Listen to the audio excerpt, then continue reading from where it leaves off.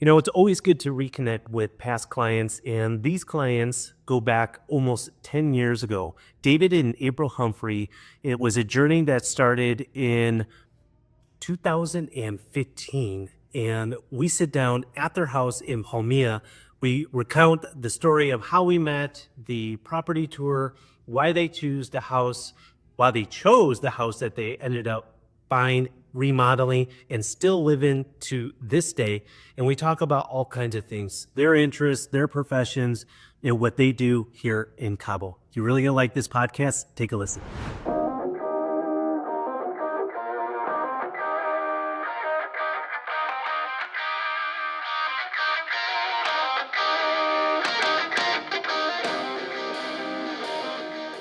Thanks for having me and the crew at your house for a tour. And I wanted to take some time because remember last month, it was December, you were outside our office. I don't know what you were there, or were you meeting me? No, you were meeting. I was meeting you. Yeah, I was meeting you. We catch up on them. That's right. And you do that from time to time. Yeah, Thanks for sure. And I asked you the question, how long have you and April been in your house? Wow, So 10 years. Hard to believe. And so 10 years, can you take us back? Because April, you weren't on the property tour 10 years ago. I remember picking this guy up at the hotel. Were you with me that day when we walked into this property? When we I first, thought I was, but it could have been a second. I don't know. I thought I was. Well, maybe you were. And Well, it was just that you took him on so many property tours. That's what happened. you like to ask a lot of questions, so I'd see a lot of properties. And if I remember correctly, David, you were actually under reservation or contract on another property. I was over there in the Pacific side near Guevara.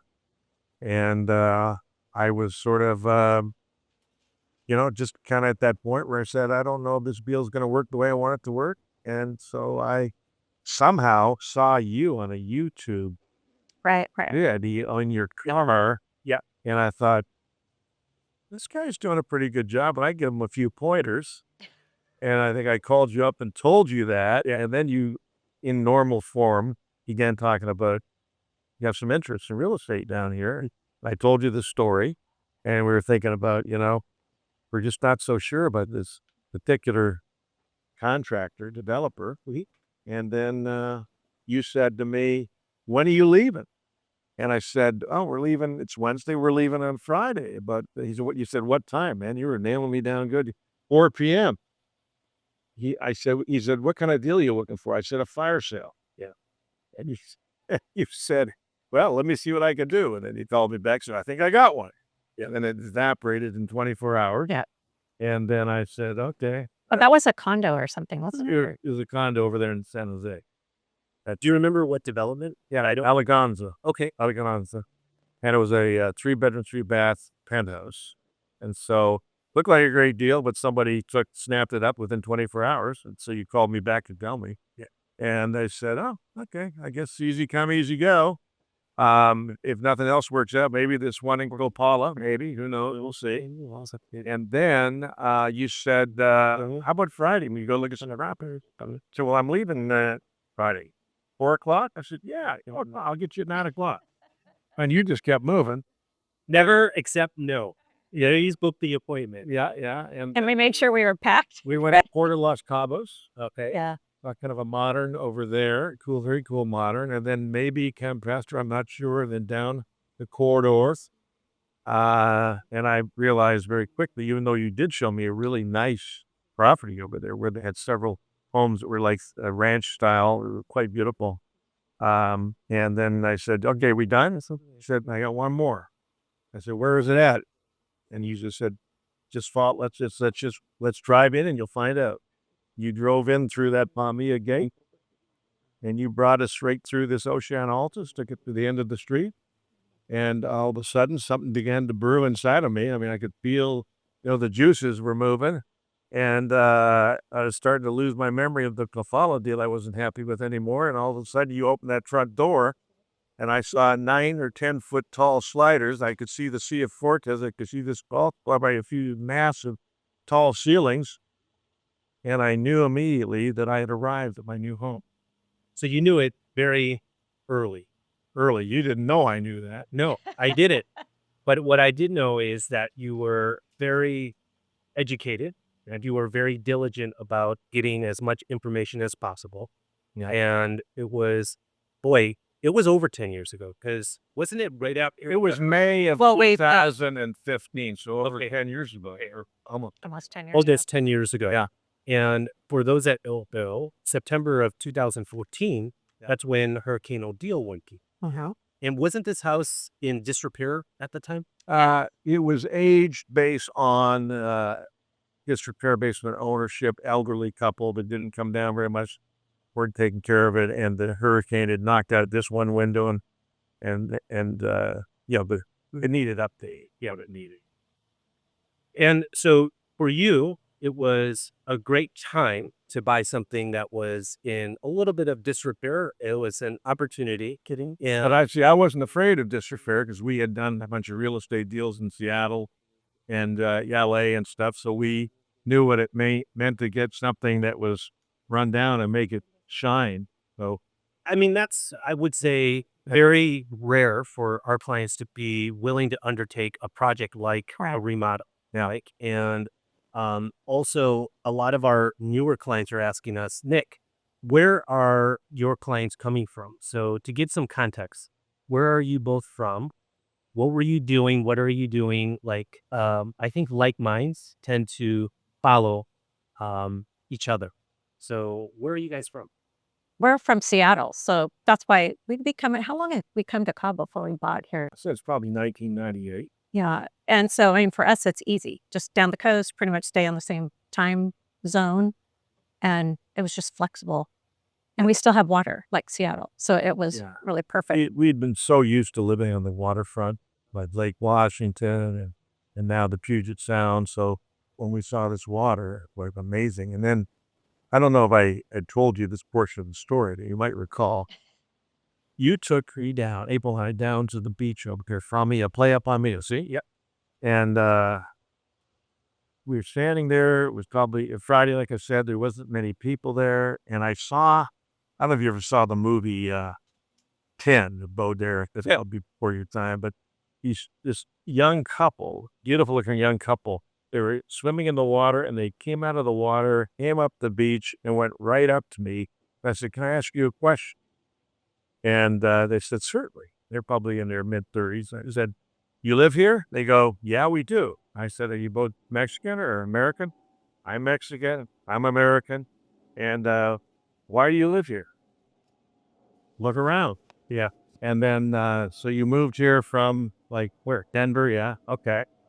And then I said, "Why San Jose and Palmilla area versus Hub?"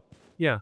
And they were raising family, young family. And so they just simply said, "We just feel more culturally Mexican here and we just enjoy it, slower pace. Both places are unbelievable and gorgeous." Yeah. And so that was kind of what hooked me to it right there. Right. Right. And Did you set that up, by the way? no, I think what's important and what I tell my agents now, and what's always nice is to reconnect with clients from nearly 10 years ago. Yeah. Because I don't get out on the road and hit the pavement touring houses with clients. I hear the stories from my agents. Okay. And so I think, though, 10 years ago, your story resonates today with a lot of clients. We still have clients from Seattle, the West Coast states that are coming down for many years. They're trying to figure out, is Cabo San Lucas the place or is San Jose? Is it a golf Sure. course community or not? Is it a beachfront community or not? Do I use a real estate agent or not?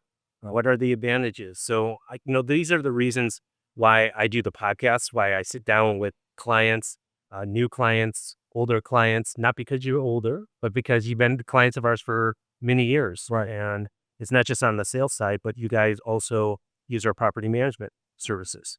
And Yeah. so, how has that been over the years, owning a property and maintaining a property? Is it easy?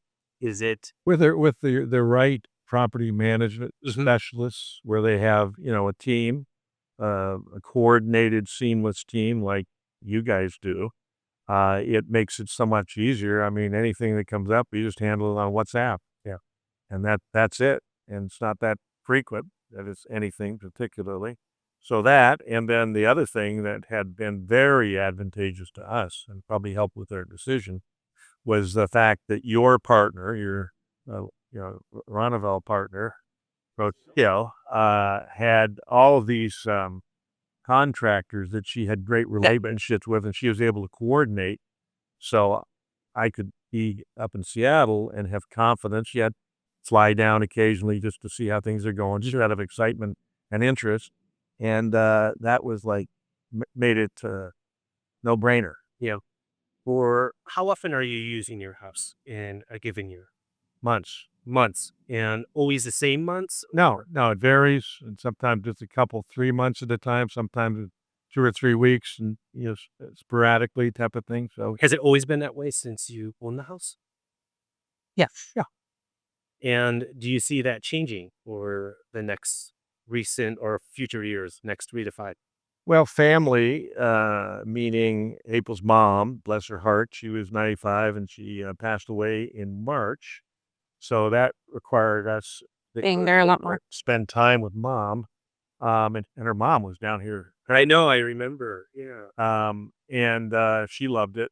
And so in any case, we now have more flexibility that way. The only thing we have is a dog back home. Somebody's watching our dog. Yep.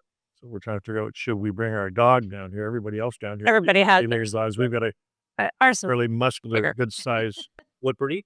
a pit bull. pit bull. Oh, I love it. Oh, She's a beautiful sweetie. girl, no Yeah. question.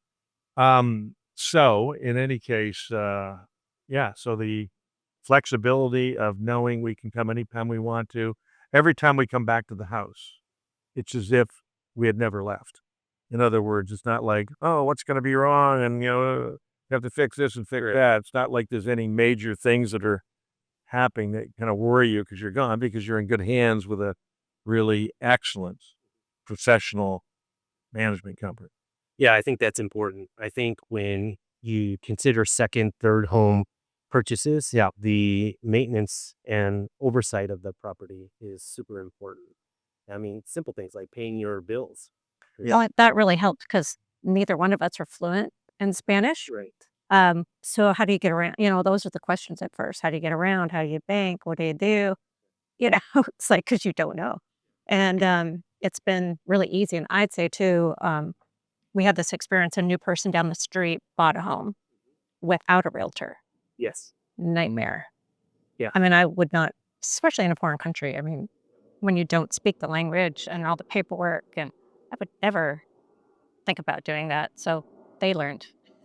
No, I think, you get a professional, and this is interesting. We'll go into this. I mean, you would go to a professional for a medical situation, right? Right. You wouldn't try to, well, some people do, self-diagnose or perform surgery. Right. And that takes me to actually your prior profession. Yeah. I was a medical doctor, a primary care medical doctor. So I do have a lot of medical knowledge, and But he's not doing surgery on himself. not doing surgery myself. I do live by physician, heal thyself, but I know who the good doctors are. Yep. And so how many years were you a medical doctor? I was a practicing doctor for about 13 years.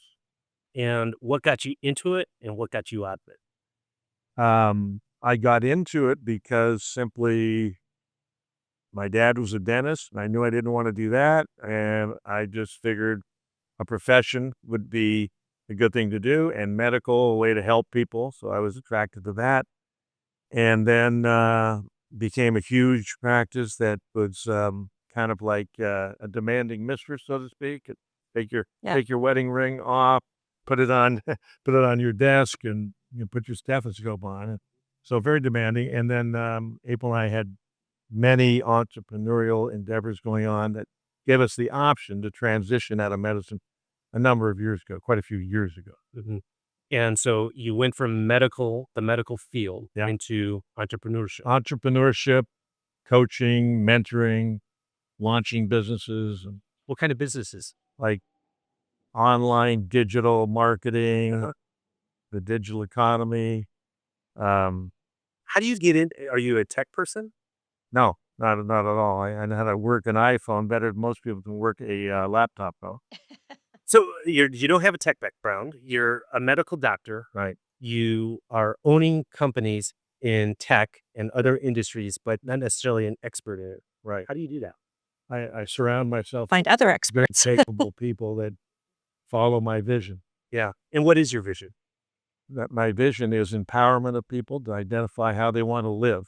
Yeah. So finding people that are frustrated where they're at, let's put our heads together, see if we can conceive a plan, an idea that could then provide them the ways and means to live the way they want to live, time and money, let's say. Yeah. And flexibility. And then we kind of work together and share in the bounty. Yeah. Yeah. And you've always been involved with these ventures? I have, yes. We have property development that we do as well. So it's just little bits of all kinds of things. Keeps life exciting. Public speaking. So public speaking and the coaching thing is something that you and I go Right. back and forth on Right. quite a bit because I'm a big believer in the self-development. Very passionate about it. And how did you get into that industry? I met some entrepreneurs that were really accomplished public speakers, and I attended some of their events and kind of got the bug for it. And as I began to ascend in business and get my own sort of rites of passage and success, I got invited to speak at events, and it's kind of like once I got a hold of that microphone, I wouldn't give it back. Yeah.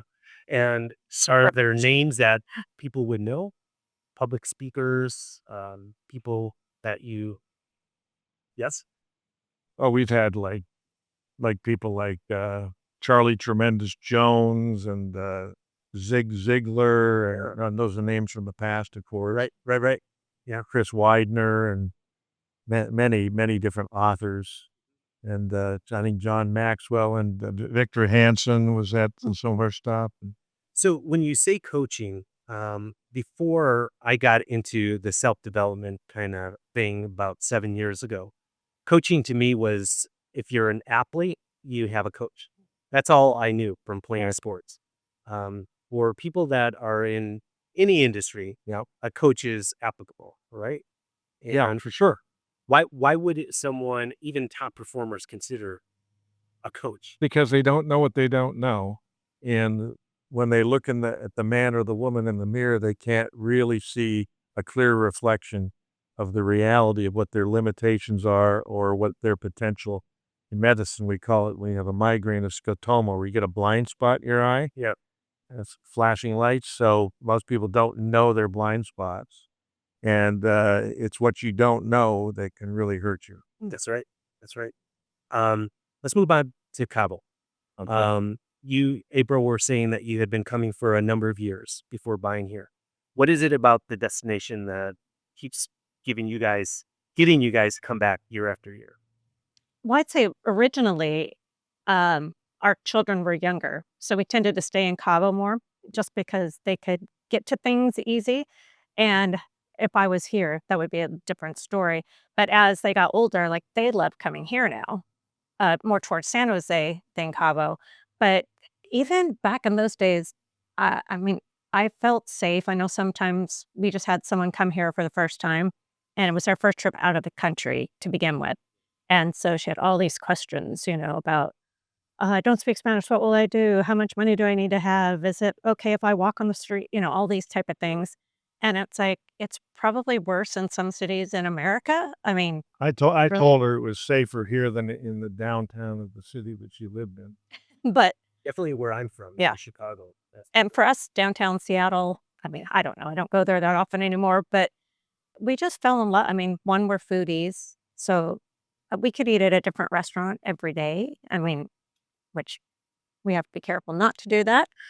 But Salary counts. food is Yeah, you were saying the last time we saw each other that you've been more aware of what you're. Very, very, yeah. Metabolic disorders, insulin resistant, you name it, not to get too medical. but the food is fresh here too, though. Yeah. So you can always go out and it's something fresh, not preserved. And I frankly like waking up in the morning and looking at this. Yeah, the golf Like course somebody is- says to me, don't you get tired of blue skies? I said, don't you get tired of gray skies? I said, when I wake up, if there's a little bit of cloud cover, a little bit of haze, I'm just thinking, I'm praying that I hope it, Hope it burns burns off, and it does. Right. I never get tired of that blue, azure blue Sea of Cortez and the beautiful blue sky. Oh, How have you seen in the last 10 years Palmilla change? Because when you guys first bought into here, this street was very quiet. And Mhm. before we started rolling, you were mentioning that you have all new neighbors Yeah. just in the last 12 months. And so, how has the neighborhood changed in the 10 years? so younger, more vibrant people. And I would say, some homes are being built kind of on just in this one vicinity we're in here, and then all over up there. What's it called? That Tortello or something. I can't remember the name of that area up there in Palmilla. Coletta? Coletta. That's Yep. Coletta. So some of the most beautiful homes. And as along the beach here, we had Palmilla Cove was a new development that just started coming in, and then That's James done. Packer built a 30,000 square foot Yeah. home. I joke with people. I said, that home is so big and it's got a flat roof. It's big enough to land 10 Sikorsky helicopters on Yeah. it. It's huge. I think too, we've seen a younger market come in, and it's not a retired type of thing. It's their second home, Right. which is interesting. Before, I think it seemed to be a little more sleepier where it was retirement, but now it's younger people that, Yeah. they And probably do a lot of online work too, I'm sure. But Right. And then all the shops that have gone in over here in the dunes and in that club and all the restaurants in there and the medical facilities and new restaurants in this shops of Pamilla. Yeah. And then I've also noticed that we go to the art walk on Thursday nights, which is a phenomenal event.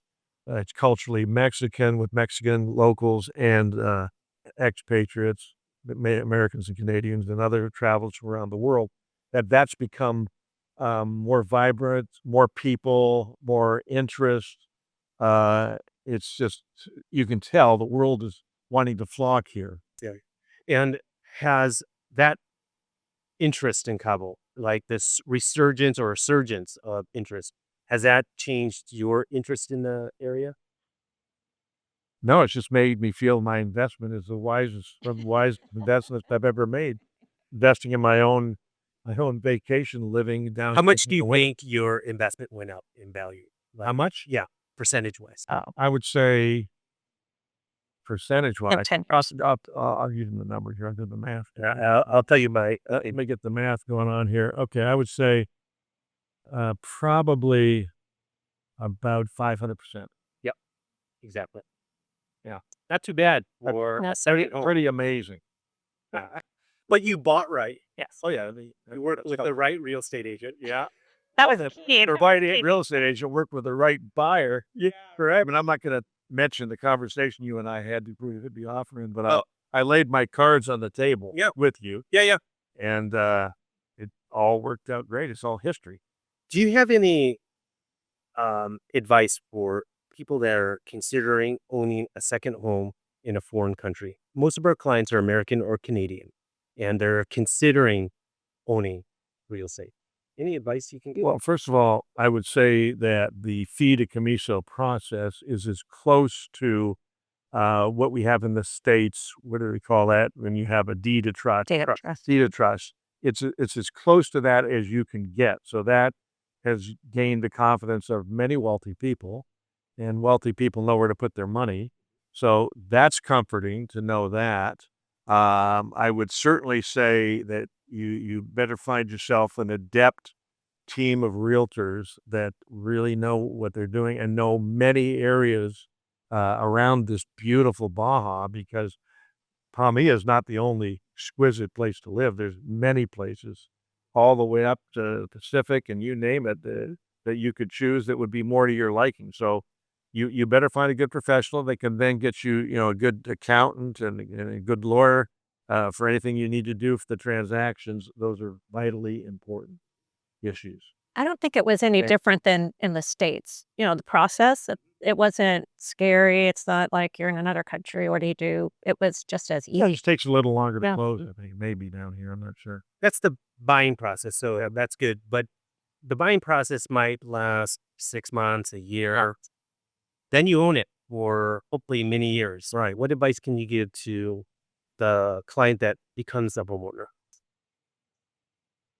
In reference to Just home ownership, being a part of the community, advice that you can give to soon to be homeowners here in the Baja.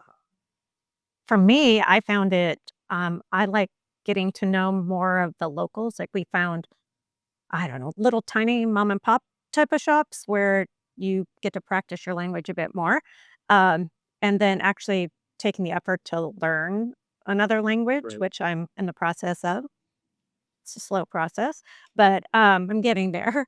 Um, I think, and just becoming part of it instead of Yeah. being, I'm an American visiting. Sure. Yeah, just become part of where you live. Yeah, I would say,